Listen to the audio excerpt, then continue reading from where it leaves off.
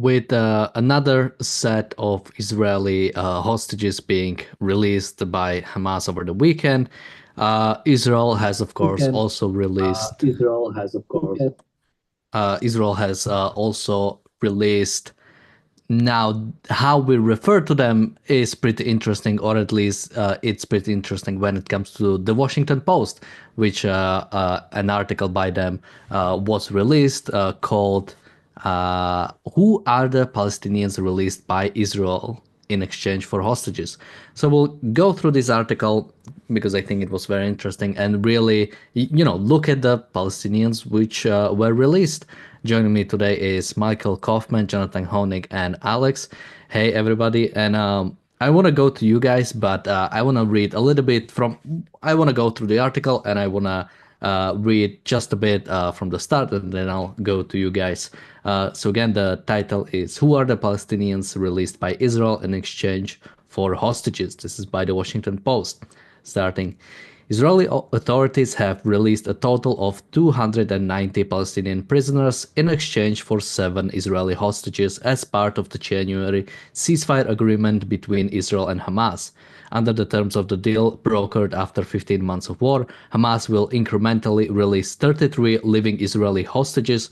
Now, here I already want to point out, I think we got a confirmation that 8 of those 33 living hostages are actually dead. Hamas has uh,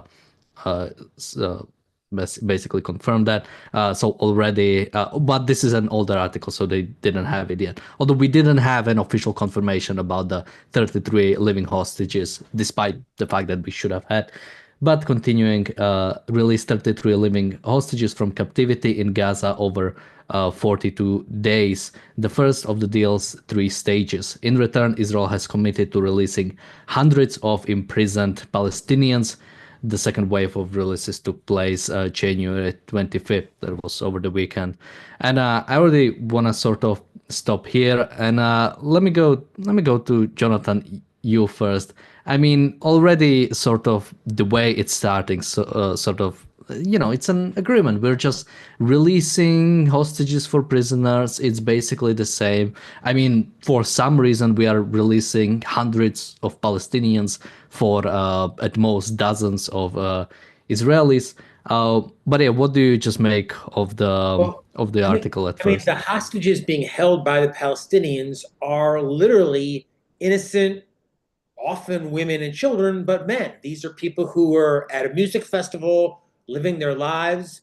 The prisoners being held by Israel are violent prisoners who committed violence against Israel, Israelis, and were seen in some court of justice. So even the notion of a deal with terrorists, a deal with Islamists, a deal with evil, I'm against it on its face. Even the very notion of equivocating these two groups, true hostages, innocent hostages, and proven guilty perpetrators, those are not one and the same. Yeah, and they'll go more into both the individual people that got released as well as sort of how they view them. But Alex, first, any thoughts you have? Oh, we cannot hear you, Alex. I think your microphone might not be enabled. No, still no. Okay, I'll go to Michael first, and Alex, maybe your AirPods are not in or something, so check it. But Michael, what do you make of this? Well, first of all, I make of it again another despicable display of so-called journalism by the Washington Post, whose ends I still don't quite understand because let's say we all support the Islamic militants, great. Then 9/11 Part 2 will be coming next. We've had that here in this country. We had it before 9/11 because we decided not to act on it before 9/11. And of course, we didn't really act on it after 9/11 either. But that's what I don't understand, number one. And number two is if you interviewed any one of those Palestinian prisoners, they would agree that the Jews need to be annihilated or at least removed from the river to the sea. Every single one of them, bar none, would tell you that. Whereas if you asked what the Israelis, they would tell you that what I don't let them live their life, let me live mine. We have our land, they have theirs. We have a dividing line. Let them do their thing. And this is, again, as you all said, this is being billed as some kind of moral equivalence. The last point of it is, and just to go back to the disgustingness of the article and the way it was done, the people that were really bad were, of course, the last part of the article, where your average American is certainly not going to read all the way to the bottom.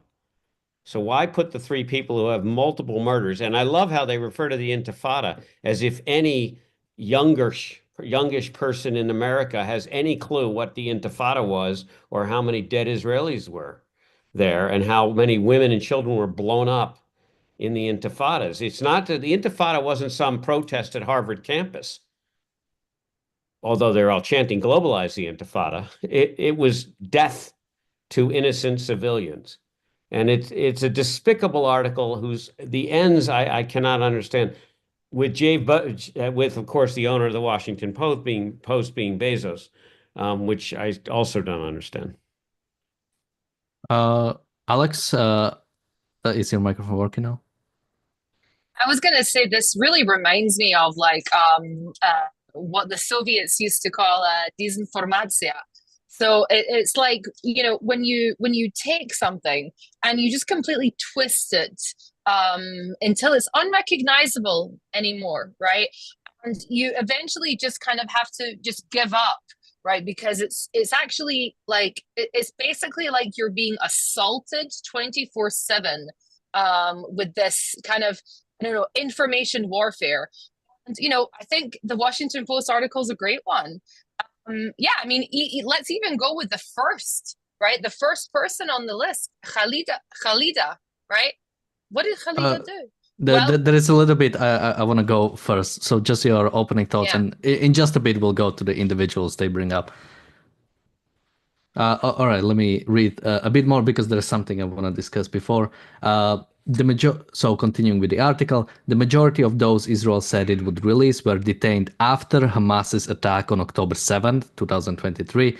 Some of them have been serving life sentences in Israeli prisons on charges of murder or other violent crimes. Others are minors or those imprisoned without charge. So again, they acknowledge that these people, most of these people being released, are the ones that have been caught after October 7. You know, you just mentioned the date. That was they didn't have any business even being in Israel. They broke through a fence to go and kill Jews, and the fact that, you know, and also mentioning minors and those imprisoned without charge. Again, Hamas uses minors to as working for Hamas, and I would assume that many of them were on October 7 in Israel. So again, sort of, you know, maybe you could make a case for them having like lower sentences or anything, but sort of saying that Israel is holding minors in prison and implying that Israel isn't the bad for this, not Hamas for having minors in its terrorist organizations. But I mean, Jonathan, what do you make of this? Like, it really seems like they are sort of depending or sort of hoping that the person reading the article has no context over what's going on and really just, yeah. I mean, you need to have multiple sources. You need to be a knowledgeable reader always. And Daniel, to your point, you need to know some context, know some history. You know, it reminds me of Dr. Peikoff had a line once years ago in one of his podcasts. It was something to the effect of, you know, out of context, anyone can prove anything. So, you know, for them to, for example, call some of these groups student groups without including the fact that they've actually committed terrorism and they're on either the U.S. or foreign lists of known terrorist groups is talk about, you know, burying the lead. You know, there's student groups. Oh yeah, of course they're terrorist groups as well. But so, you know, so it's just that shading. And to Michael's point, I mean, for what end? I suppose it's to kind of play to a certain ignorant audience. But those who actually do even a bit of just a modicum of actual research on the situation from in the Middle East know that Israel is the victim here. Yeah, I'll read a little bit more through the article, then I'll go to you, Alex. According to Samidon, and we'll talk a little bit about who they are, and they call Samidon an activist network supporting Palestinian prisoners. The group, meaning the group that was released, includes journalists, activists, teachers, students, and close relatives of high-profile All Hamas right. figures. Just teachers, activists, students, they waving flowers, skipping along, want to buy the world a Coke. Very, very that was obviously who was released, right? Yeah, I mean, Listen, Alex, yeah. was gonna, Jonathan, like, why are you like overreacting so much about this Austrian painter? Okay, he's just a painter. That's all he is. It's like I'm just sickened by these people. And I mean, the one that really gets to me is a Khalida Jarrar. So like they literally call this person a women's rights activist. Okay, women's By the rights way, I should activist. mention Yeah, Khalida is the first person they brought up as yeah, among first the. person. But And go on. she's just a nice little grandmother. But that's what she is, right? No, she was part of the Popular Front for the Liberation of Palestine, and they literally represent them in this article as if they're like a small little group, right? Just a Yeah, small little group, right? Yeah, I I can mean, read that part up. Jarrar, so her name is Khalida Jarrar. Jarrar is also a member of a Popular Front for the Liberation of Palestine, a small leftist armed group. That's one way of describing a second biggest terrorist organization in the West Bank, like second to Fatah and Hamas, pretty much. it's a fourth. I would say it's fourth, but yeah. But yeah, Michael, what do you think Oh, of and also this like again saying like the group include because I believe it's true the terrorists that were released they were journalists, activists, teachers, students, and close relatives of high-profile Hamas figures because we know Hamas has ties to UNRWA. We know Hamas members are part of UNRWA, which are technically the teachers in Gaza. I mean, activists anyone can be activist like you could have like Nazi activists again it's a sort of something that should imply like someone basically being put in prison for they just spoke out against Israel and they were put in prison. No, they were like terrorists. I mean, what else there? I mean, students implies that they have no ties to terrorism, or you should take away from it that they were basically just innocent bystanders.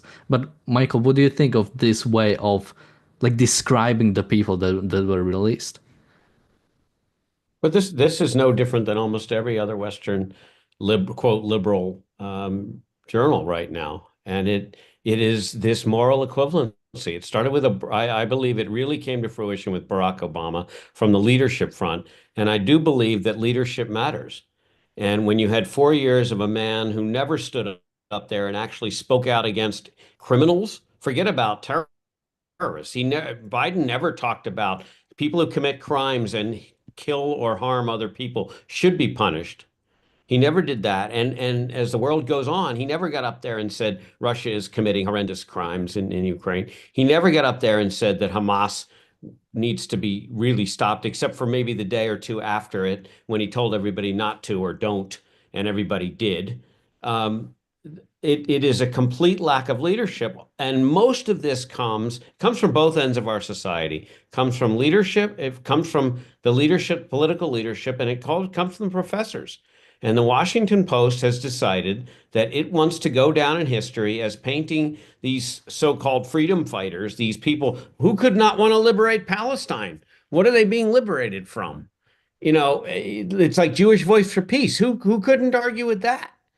And it's how stupid people are these days to actually believe this kind of crap. This is moral equivalence. These are not two equal sides, and we have to have shows like this and continue to fight it. I think this is absolutely it's what the BBC does all the time. It's what a lot of the major networks in the US do all the time. They just want to paint this thing as some sort of ideological equivalence. And it's amazing after 9/11 in the US that we put up with it. Yeah, I want to bring up the organization, so-called. They are quoting Samidon, which they describe as an activist network supporting Palestinian prisoners. So I think Alex knows a little bit more about them. So do you want to tell us a little bit about who Samidon is? Yeah, so as far as I understand, they were basically, a group that is collecting money, I suppose, for these people. I think it's run by some crazy women, some crazy Irish women, or some crazy Canadian women. I actually, I'm not really an expert in this group, but yeah, well, what can I say? Just absolutely disgusting. They really, I think, they're a great emblem, actually, of this sort of like suicidal generation, right? That's just got they're just so filled with self-loathing, and they desperately want to be like part of something, and so this is what they're getting up to. It's so destructive.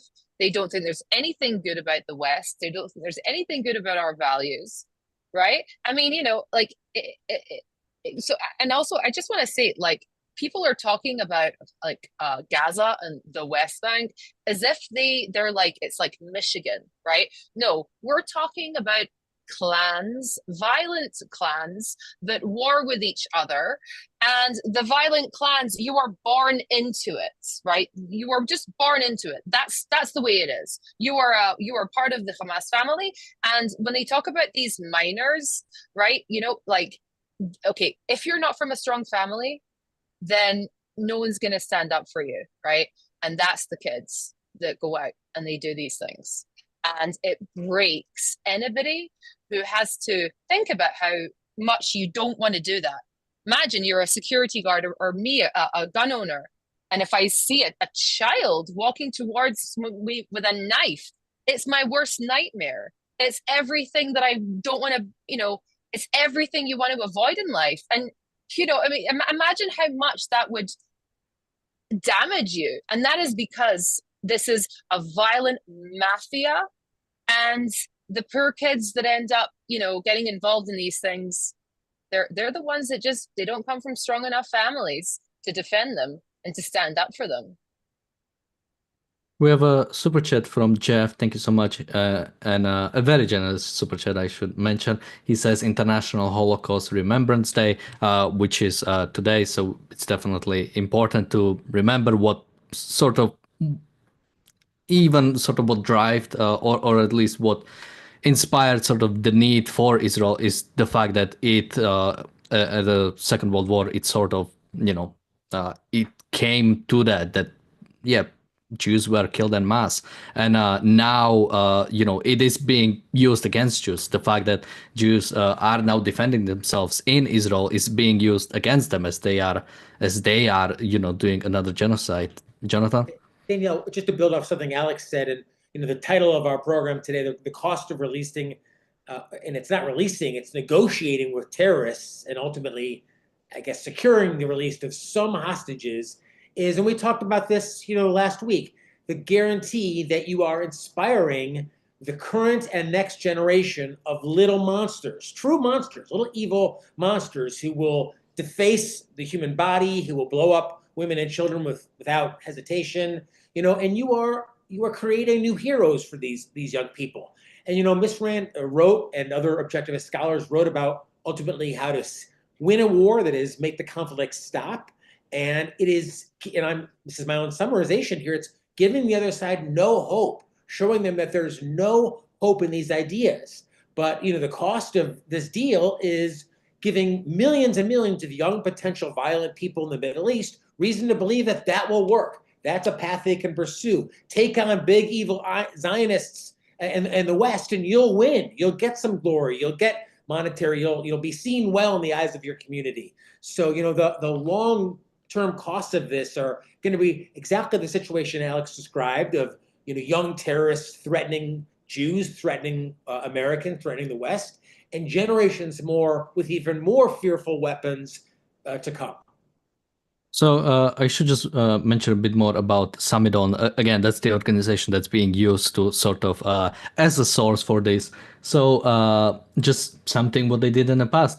On the first anniversary of October 7 attacks, a speaker at a rally in Vancouver organized by Samidon identified themselves with Hezbollah and Hamas and called for death to the United States, Canada, and Israel. Participants at the same event were seen burning a Canadian flag.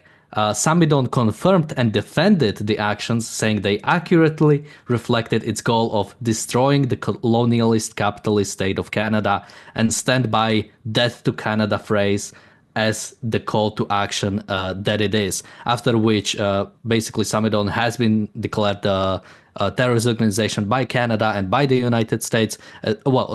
Canada and Israel, and has been sanctioned by United States and Germany, I believe. And they are believed to be just a front for PFLP, which again is an actual terrorist organization, designated terrorist organization by most Western nations. And again, this is used as a source for this article, for the Washington Post, which is one of the sort of medias that in a sense you should trust. You should be able to sort of look at and or at least should be is trying to be perceived as, I should say, that if you read through it, you should be we should expect from Western media that when we read through it, it's not dropping context, it's not just being propaganda, it's not using terrorist organization as its main and only source, and not to mention how much it tries to sort of place so many things out of context. I mean, Michael, to go to you, I mean, what do you even do at this point when you have, and we've covered many of these. We've covered when BBC published an article with just one source from one Palestinian woman, which put Israel in a really bad light. I mean, what can you do when the media is sort of just starts doing this, like publishing stuff with like terrorist organization as its only source? Yeah, I think everybody needs to talk, and everybody needs to talk back. The first I just mentioned as in a background, remember that Israel's just a canary in the coal mine. I mean, I keep referring to 9/11. I mean, the UK has had plenty of mostly subway attacks, I believe, and bomb explosions at places, and that seems in Europe to have been forgotten. There are other places that have had terrible and almost exclusively Islamic militant attacks. But of course, many of the leaders would only say that that's Islamophobia. Well, yeah, there's a good reason. If 95% of your terrorists are Islamic, yeah, I have Islamophobia. What you can do is you can get up there, and people in leadership positions, and this is across the range, need to get up and publish counter articles.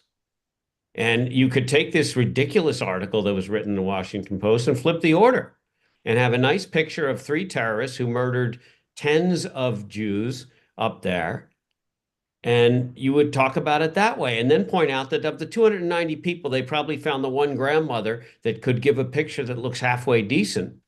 But that doesn't mean that the we'll other... go through more of the people. Yeah, no, I understand. And I'm just saying that's why they did it first. And the second thing we need to do is we need to stop tolerating this crap. And it comes, I want to reiterate, this entire problem originated in our schools. It has been built up by our mostly humanities groups teaching this ridiculous curriculum, which is the precursor of DEI, which is all about the oppressed versus the oppressors, that all progress has come on the backs of poor people. It's a form of communistic baloney. And it also erases history because that's very convenient. For instance, blaming Abraham Lincoln for having slaves back when everybody had slaves, including black people having slaves, is absurd. It's blame the United States because women weren't allowed to vote back then either. My point is that our Western societies continue to listen to this crap. Now, I don't believe anymore that the New York Times and the Washington Post are considered elite newspapers, just like I think Harvard and MIT and Columbia and so on and UPenn have lost most of their credibility with anybody who is alive and thinking at this point in the world. But we have got to get leaders, and you've got a few even on the quote left. You got a guy like Ricky Torres from New York who will get up there and say this is ridiculous. Last point. Our tolerance for not hate speech, but pro-terrorist speech, globalize the intifada, is a call to annihilate innocent people. That's what it is. I don't understand where the Westerners are, why our justice departments can't get it together to take these people in and call them terrorist supporters. They are actively supporting terrorism. You go out there and you yell, globalize the Intifada, you're supporting death to America, death to Israel, death to anybody is terrorism. And whether you do it with your mouth, we do have laws about that. You cannot shout fire in a crowded theater because the damage done will outweigh the joke. And shouting globalize the Intifada in our society today is supporting terrorists. Yeah, I mean, well, first of all, I should correct you because you said Abraham Lincoln had slaves. I think you meant Jefferson's. That's the person people usually bring up when it No, comes we to. blame it. I think before he decided to emancipate him, I'm pretty sure Abe Lincoln had some slaves, but he freed them. And that was good. That was part of what we call progress. We also allowed women to vote in the 20th century. That's also called progress. Things were not perfect when we were all living in caves. Um, to continue, someone brought up, which I want to comment on before we go to the more people. Someone said, "Hey guys, B'Tselem says over 3,000 of the Palestine prisoners are held without any charges." I think this is what people refer to the hostage swap. So something I think that is really important to remember when it comes to so-called Palestinian prisoners is like these are not Israeli citizens. These are not some, they do not, you wouldn't treat if you had like uh, let's say you had like Canadians going over the border and just starting to kill people. They wouldn't be held in the same regard as like American citizens. They would be viewed, and especially if the actual government of Canada would be even supporting that, they would be viewed as enemy combatants. They would be viewed as like either straight up terrorists or people trying to invade a country. You wouldn't treat them in the same Yeah, way. if I can just, Yeah. I want to make a strong statement because this notion that everybody in the world has the right to the same jurisprudence that we as citizens do, who are in Western countries, by the way, because there is no jurisprudence in any of these terrorist Middle Eastern countries at all, is absurd. And really only a non-thinking, and I'm sorry, sir, that really only a non-thinking person could actually say that. When someone comes in from another country to kill you, he's an enemy combatant, and you are justified in using lethal force. Full stop, end of story. If you don't agree with that, go back to every Western country in the entire world and tell them their entire defense system is, you disagree with it, and go live in one of these countries that you seem to like. And it is not Israel's nature or the Israeli people's nature to go scoop up Palestinians and hold them against their will. I mean, when did they ever do this? But that's exactly what the Palestinians do. A lot of these hostages were held at people's homes, not to mention UN installations. So, their actions, in my mind, speak very loudly. And Michael, to your point, an enemy combatant is not the same as a criminal in one's own country. Not at all.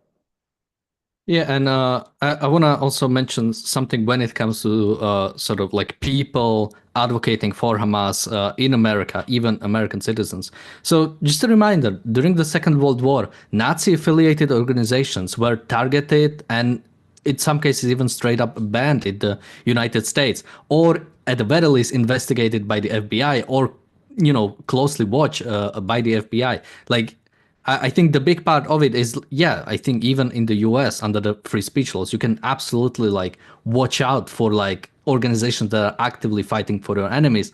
And also, I think much more importantly, also America has to fight against these enemies. You cannot think that you can allow Hamas or Iran or Russia to continue existing in the same way, and that they won't try to have an effect in your country. I mean, just recently in Slovakia specifically, our version of social security was targeted by hackers, by Russian hackers.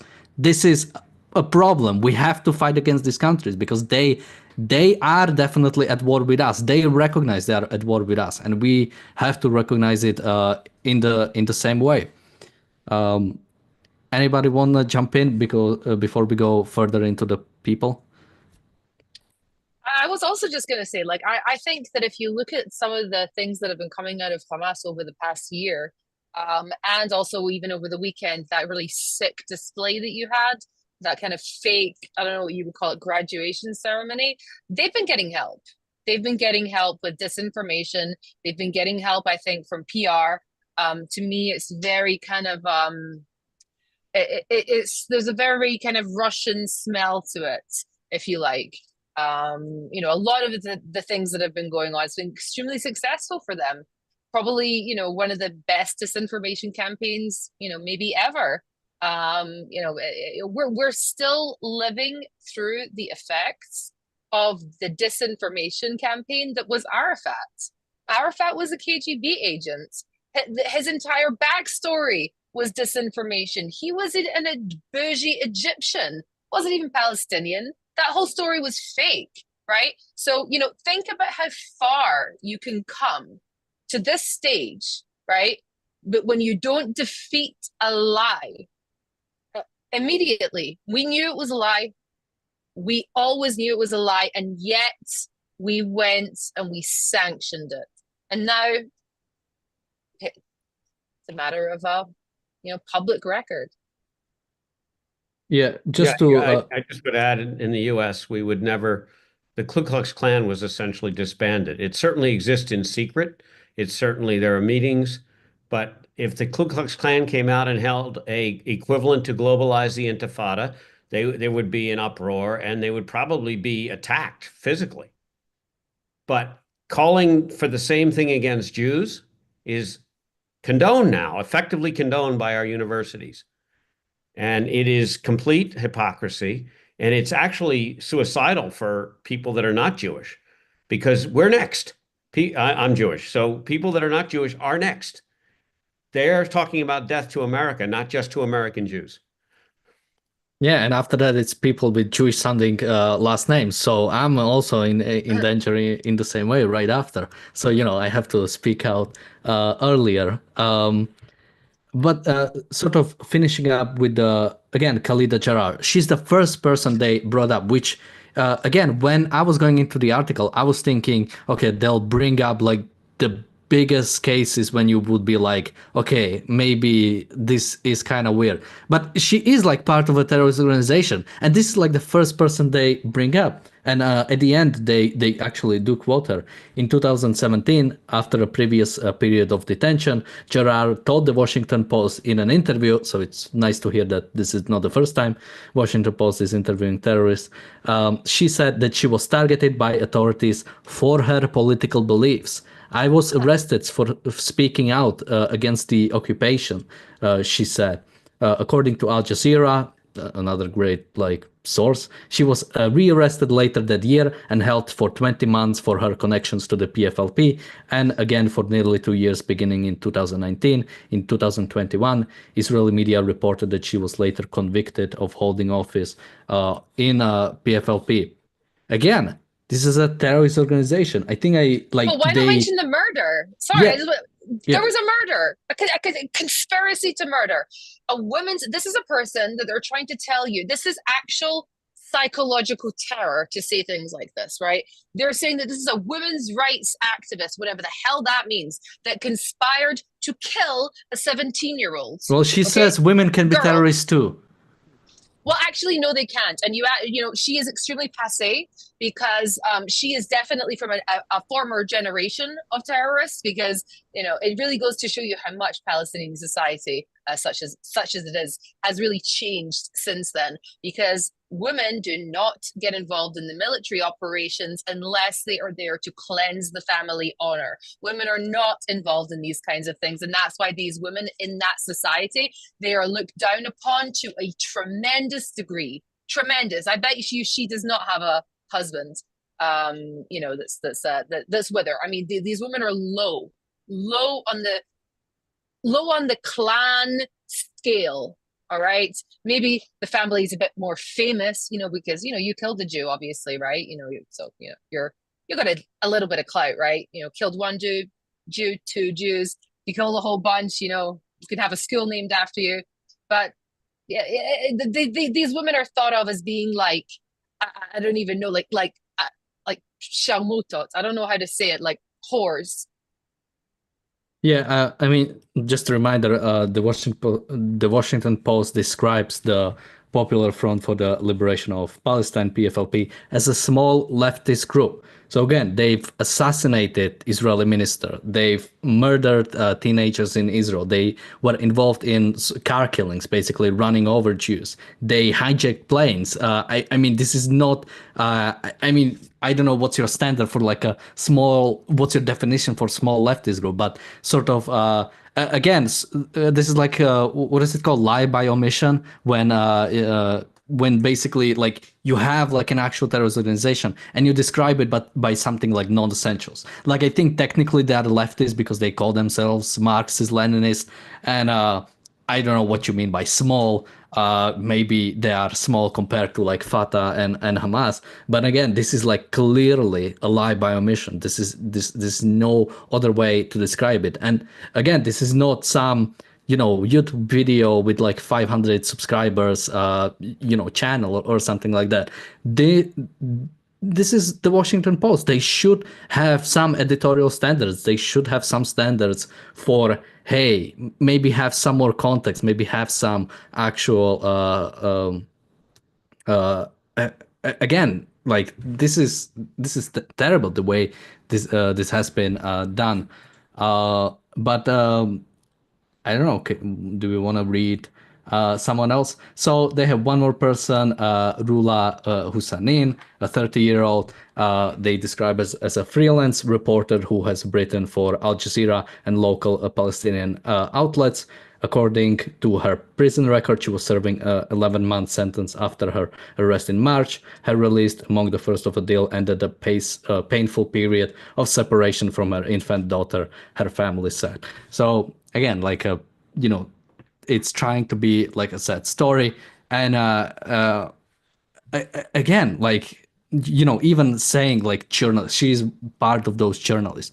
But when it comes to Al Jazeera, Al Jazeera is so like pro Hamas, is so like propagandist that like the Palestinian Authority is banning it. Like we are not talking about sort of the standard we expect, even the bare minimum we expect some like Western journalists. Al Jazeera is a state media. It's on the level of Russia Today. It's straight up propaganda for Hamas, for Palestine, for the Qatari state, sort of again trying to put it as again this like blank slate of a journalist. Like if you're a journalist, if you're a teacher, while working for Hamas, not to mention Al Jazeera people work for Hamas, many of them. So again, sort of trying to put it as like you cannot be like guilty if you're a journalist. You cannot be guilty if you're a teacher. I mean, Jonathan, Like, yeah. such a slick rhetorical move. But Daniel, to your point, and Michael, yours as well, I mean, talk about destroying the credibility of the Washington Post. I mean, as a reader, I used to have a sense that, while always knowing that these major city papers had an editorial perspective, that they did present the news, with appropriate context. And, I've been a Wall Street Journal reader for many, many years, never really read the Post much, but this type of absolutely blatant deception it makes the paper really useless. It makes it almost just kind of another kind of Alex Jones style, Breitbart style propagandistic sycophant sheet. So they really do themselves a disservice by shading and slanting the market, or excuse me, the stories in such a fashion. It makes it all but useless. And anyone who does even just a tiny bit of research knows the real situation here and digs beneath the surface, and you see that these innocent doctors and attorneys and civil rights activists, more often than not, were either complicit or participating in these crimes. Yeah, and again, sort of bringing her up. So she was arrested in March with a 11-month sentence. So she would be released in the next month anyway, and so she was also convicted on charges of incitement and support for terrorism.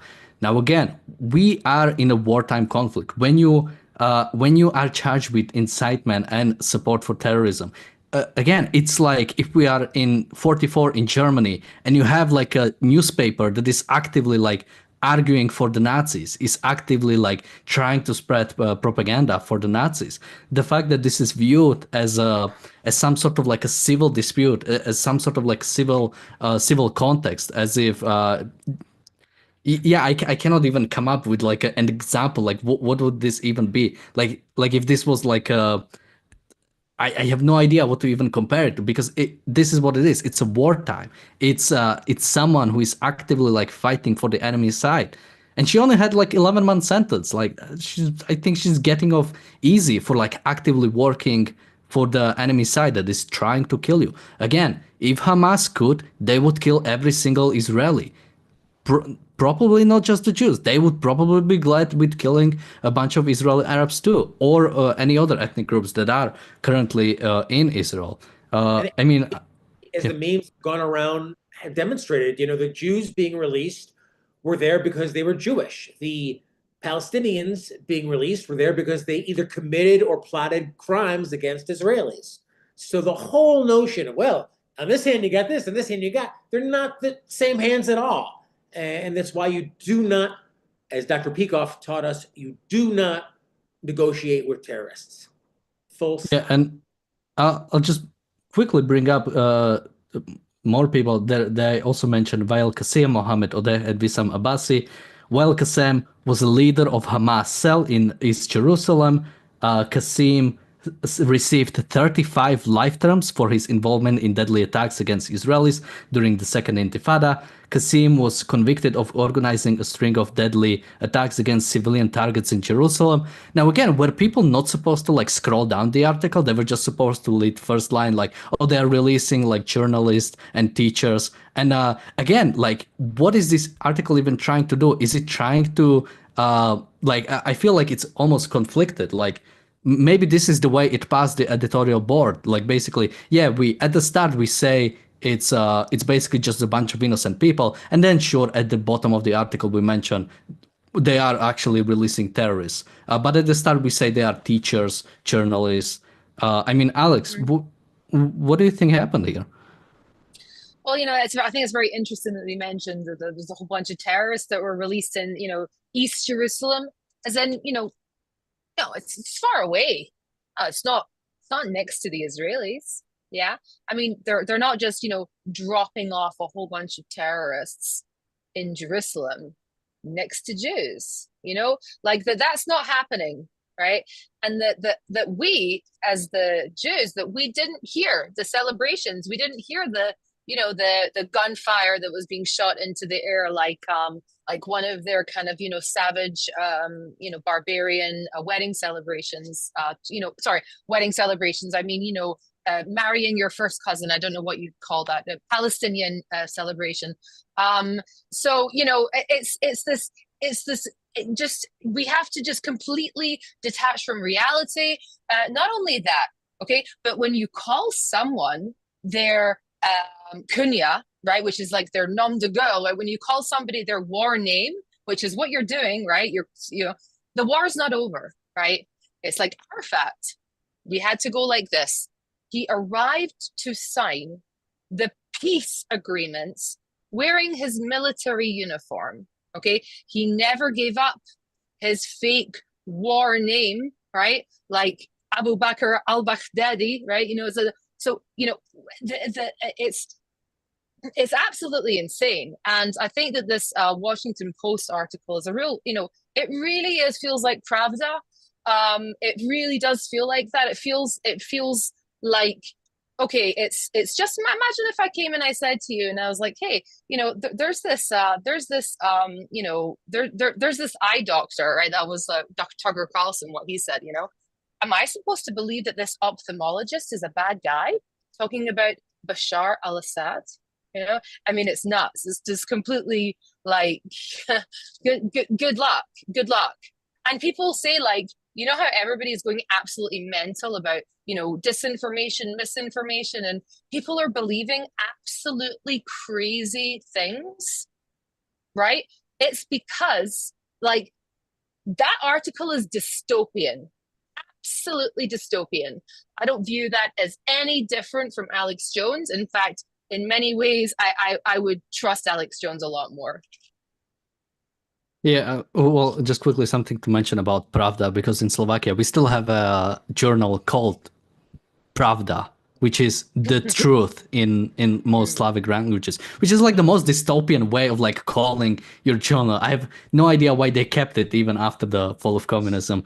But I mean, Michael, anything to add about these people? We have still a couple more we can check out, but I would say you do have an idea, and the idea is because people are silly and they're not thoughtful, and it's like Jewish Voice for Peace. Why not name something like that for something dystopian? It's the doublespeak George Orwell talked about. It's what Pravda does all the time, and Pravda wanted to keep it because the generation coming is not going to remember that it's not the truth, and it's contrary to the truth. I think that the question. We'll get into the details of the last people that are mentioned in the article. But the question you have to ask yourself is, what's the end game for the Washington Post, and how does the owner, Jeff Bezos, who by the way was seen recently with Trump and is at least thought to be trying to help Trump with his economic plans as a very successful entrepreneur, obviously, and a very wealthy man, but created, one of the most amazing companies we have in the world today, Amazon. Why would this be perpetuated? And I'm not saying he needs to go and fire those authors, but what about coming in and rejiggering the editorial process at the Washington Post? This is not the first time there has been an article that is blatantly ridiculous My at the Washington Post. Why not try to fix it? And Michael, my it is unclear to me. my uneducated perspective, Michael, my off the cuff is, as you alluded to, this is the product of today's universities. And the leftist, mystical, collectivists, America hating, capitalism hating ones that I went to school with in the 90s, they're like the bosses now. And then the younger ones who got it even more, they're the writers, like Taylor Lorenz, right? I mean, this is who is, so just as Dr. Brooke always says that we get the politicians we deserve, I mean, we get the journalists, I guess ultimately we deserve again. Very anti-American, hating Western values, certainly hating capitalism, and by proxy hating everything the West and Israel stand for. yeah, something to add about how much control Jeff Bezos has, because I believe when it came to the last election, I believe he tried to stop the Washington Post from officially endorsing any of the candidates, which I believe Washington Post normally does. And I think he got a lot of pushback from his journalists from But he that. did stop them. He Okay, did so stop them. yeah. So I mean, we would have to see what he wants.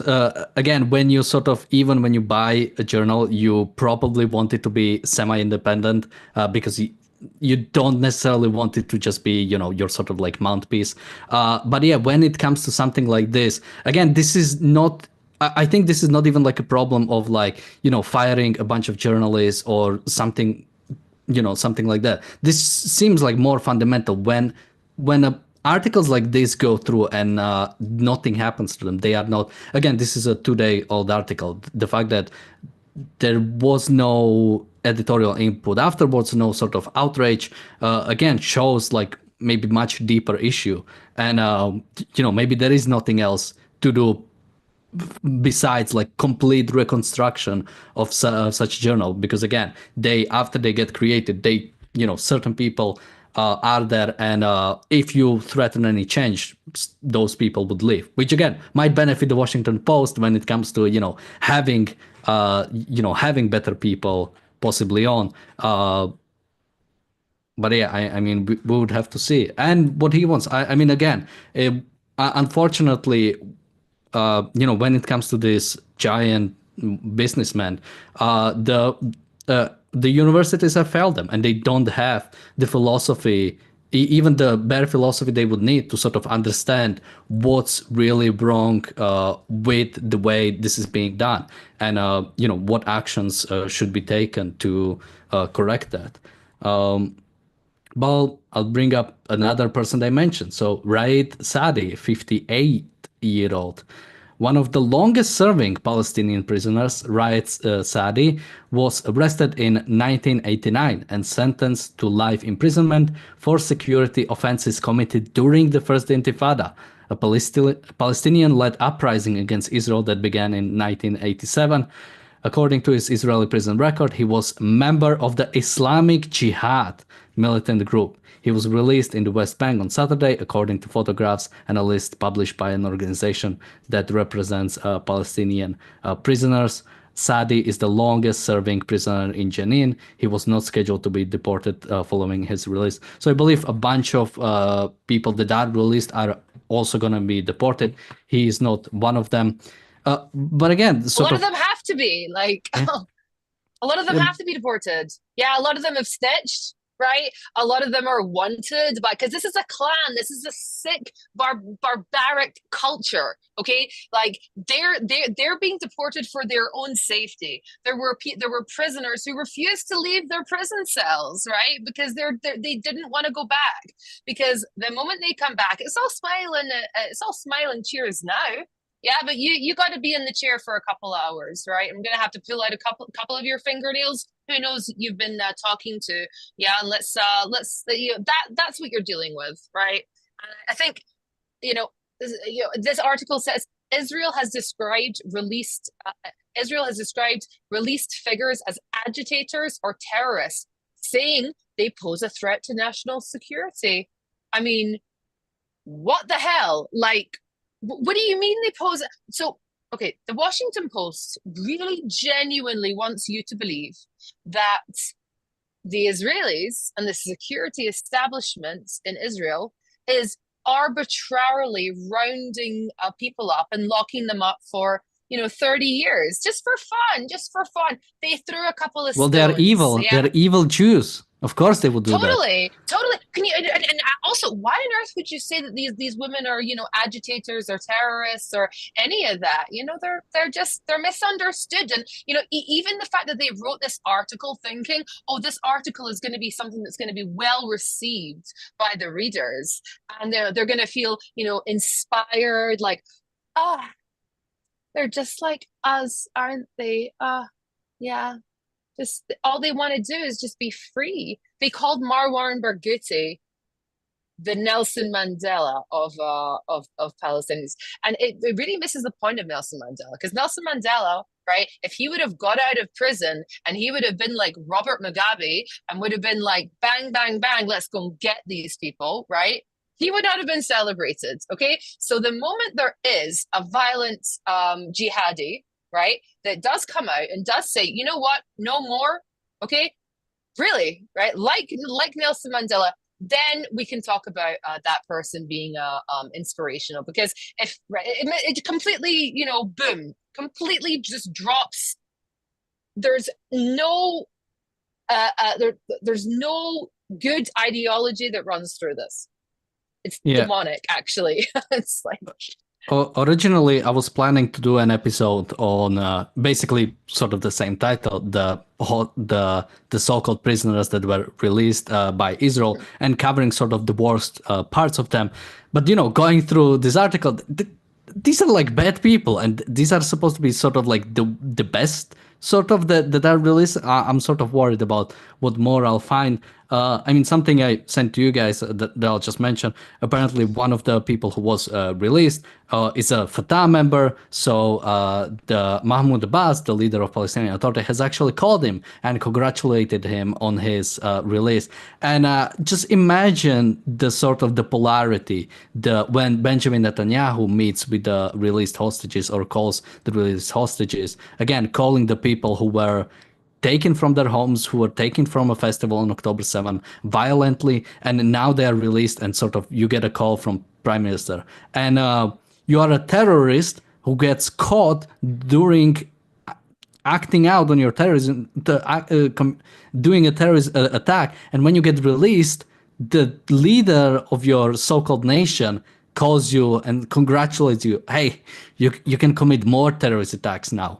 I mean, but let's just stop there, because I think that's what Alex was saying, that the fundamental philosophy in these groups and in most of the militant Middle East, militant Islamic culture is just that. I mean, these people get paid a lot of money to kill Israelis. If they die in their suicide bombs, their family gets a lot of money to do this. There's a lot of money that has changed hands over this prisoner swap. This is a culture, and what happens is these ignorant and arrogant Westerners come in and love to talk about these people as just as you said, they're just like us. They're not anything like us. They love death. They love chaos. And to be blunt, they have contributed nothing good to the world for thousands of years. And until our educators say that, until our leaders get up there and say that, we're tired of this crap. We taxpayers who have contributed, innovators and so on, good people who contribute to this society positively, we are fed up with this crap. We are no longer going to support these nihilistic, suicidal organizations. It will continue. Yeah, so we're almost out of time. We've pretty much covered most of the people they mentioned. Again, none of them were good in or the bare minimum of the good in any sort of light. And the fact that the way this article was written, I recommend checking out. We pretty much have left out very little. I left out some of the sob stories because, again, not much to say on that. And yeah, even terrorists can have children; they'll miss them. It's really on the fault of Hamas that these children are left without their parents because their parents are part of a terrorist regime. But Jonathan, any last thoughts, and where can people find you? Thanks to all of our contributors, our YouTube members. My recent book is entitled A New Textbook on Americanism. It's at Amazon.com. Alex? Audible, get it on Audible. Get Jonathan's book on Audible. I'm sorry. I'm sorry. I have to plug. I don't work for Audible, but it's the best version. Yeah. I mean, listen. The Palestinians are so radical that they are notorious in the Middle East. I mean, this is an area where life is very cheap, and violence is, really the only language, right? That is, widely understood. And in this area, the Palestinians are notorious. Everybody's terrified of them because they know what they've what brainwashing they've been through for the past 50 years. So they're just like, they are, I don't know what you would even call them. Like they're just this kind of it's almost kind of like, oh, you're Palestinian, no thanks, right? That's the kind of attitude in the Middle East that they have. And also, like, if I'm here in Jerusalem, right? So I know people who are Arab and they don't conform to that way of thinking, and their lives are very difficult, right? You're talking, you don't speak to your family. It's a very primitive, tribalistic, very controlling. Women in the West complain about the patriarchy, right? You know what I mean? If we don't get time off if you have your period, right? This is not that, right? This is on another level, okay? The average age, the Negev, right, is the polygamy capital of the world. Imagine that. This isn't Israel. So I just want to say, open your eyes to what you see. You're supporting evil. It doesn't need to be like that. And you're perpetuating the suffering of the people that you're, pretending pretty cynically to care about. Michael, any last thoughts, and where can people find you? Yeah. Michael Kaufman, I think we covered all of the stuff. I would also point out that none of the countries have offered to take any of the Palestinians in. And there's a good reason for that. It's exactly what Alex said. Nobody wants them. All of their Arab brethren don't want them. Kaufman, 2Fs on LinkedIn. I'm going to jump off because I got to get on to another meeting. Thanks. Yeah, I mean, when it comes to sort of Palestinians going to other areas, if we split them among all Muslim nations, which I think, is there about 40 or 50 Muslim nations, something like that, they can easily, should be able to handle both of them. The similar way that, Europe handled Syrians relatively okayishly after the Syrian civil war. So again, the fact that this is not expected of Muslim nations tells a lot. But maybe actually tomorrow we're going to talk about Trump's plan to move some of the Palestinians to Egypt and Jordan. So make sure to check out on tomorrow's episode of the reality show. Thank you guys for joining me today. Thank you everybody for watching, and bye-bye.